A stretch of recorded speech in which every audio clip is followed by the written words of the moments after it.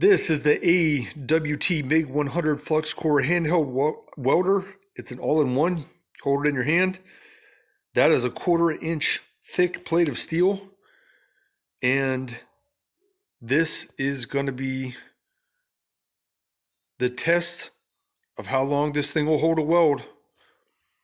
I have set up a little screen with a timer. I'm going to run this thing till it pops.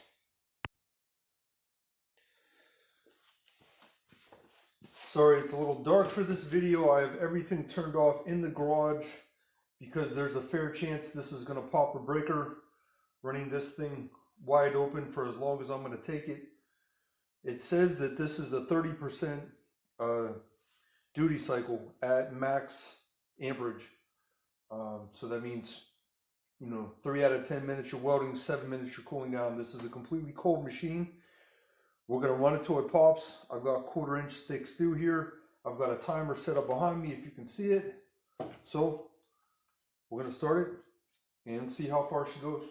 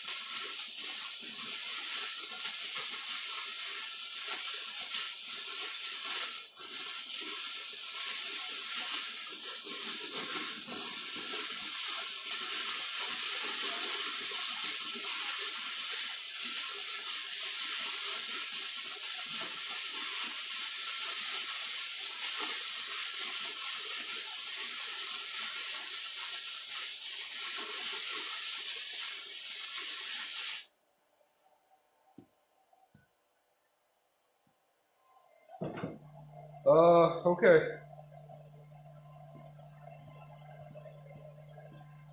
I've been welding for 6 minutes. Straight. I just stopped because it felt like I've been at it for a second. So we were at about 6 minutes when I stopped. Man, is that thing laying down some heat. It still hasn't popped. The machine is blowing out, but it's not crazy. I mean, it's not raging hot air that's coming out of it. It's got this thing so hot, it's like, it's got it bowed up. That's how much heat this thing is deposited. I still haven't hit the limit on this. God,